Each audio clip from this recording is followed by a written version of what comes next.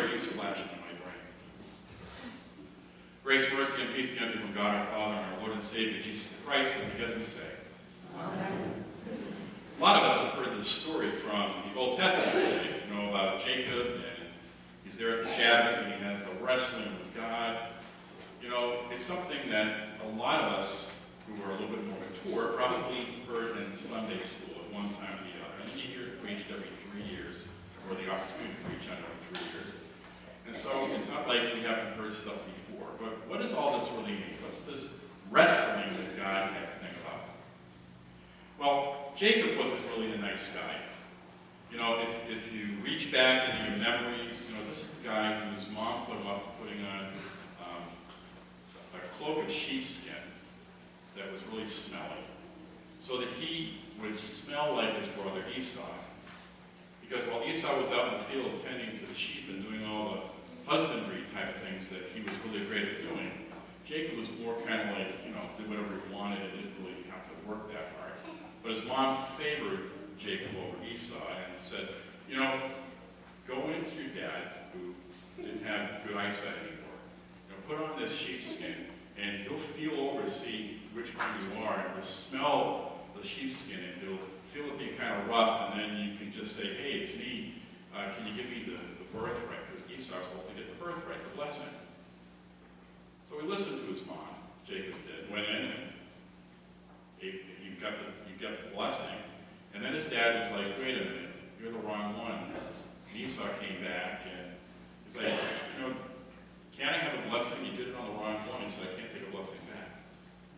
So we have this conniving young man, Jacob, not doing very nice things, not really living gracefully with his family, with his brother and stuff like that. And now we've got him running away, and he's got his family over across the river with all his attendants and all his cattle and all his belongings, and he's waiting by the river, kind of scared to death. And then he has this meeting with an entity, turns out to be God, and he wrestles with God, and he receives a new blessing.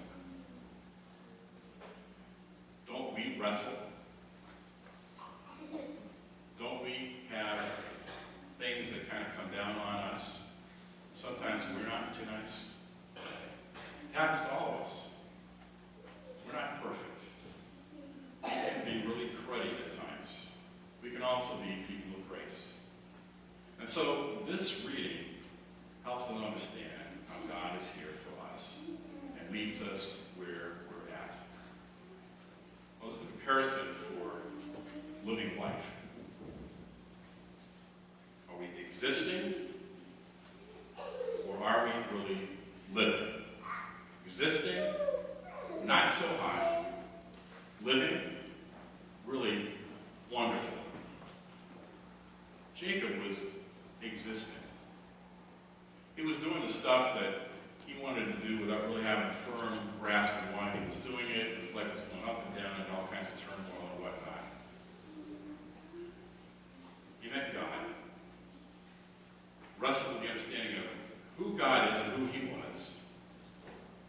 He came out blessed. And the same is true for all of us. We wrestle with a lot of stuff in life, things that rip our attention away from God and for fellow believers. We wrestle with things that are going on in the news that we hear from around the world or even here at home. We wrestle with stuff that's going on in our families. Some people in our families disappoint us. We wrestle with stuff going on with our landlords if we're renting. We wrestle with town ordinances. We wrestle with a lot of different things. And if we don't have God at the center, we're going to exist, and life is going to be kind of cruddy up and down. It's going to be like some mornings when the alarm clock goes up, where your partner nudges you, and it's like time to get up. You want to just throw those blankets right over your head again and roll over. Without God at the center, without firmly living a life of faith and knowing that joy in God, you're going to exist, which isn't going to be so hot. Any one of us is going to just exist. But with God, even when the alarm goes off and it's dark out, you wake up, it's a fresh new day. What are the possibilities? What can we do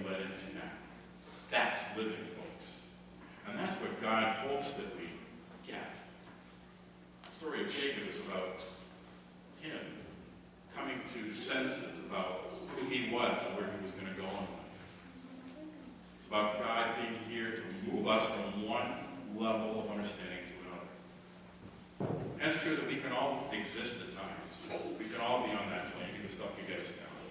So we need to remember that God is there to renew us over and over again so that we're truly living. In the story that Jesus told us today, there's some double meanings in there. The first meaning that shared with the young people is that Jesus is encouraging us to have a relationship with God and to keep talking about it. Keep praying. Keep those lines of communication open. Because God is listening. God is going to give us what we need. It might not be what we want, but God's going to give us what we need. And we have to be smart enough and aware enough in faith to trust that God's going to do the right thing for us. And then, as we see the things unfold, we understand that that hand of God, that blessing is upon us, and we can revel in that. We can truly live. But there's a warning in that message for today, too. Because in that message, it's like the judge didn't really want to do anything for the woman. That's the way Jesus set it up. And she kept asking for the right thing to be done and asking for the right thing to be done. And finally, he begrudged her and gave her what she wanted. He was mocking the way in which the Hebrew people had acted earlier on and how some of them were acting even in this day. They weren't able to see that God was giving them what they needed because their eyes weren't open. They kept going back and asking for what they wanted, and it kept not coming. And you've heard scripture before. They go, "Where are you, O God?" Well, if their eyes were open, they would have known that God was with them.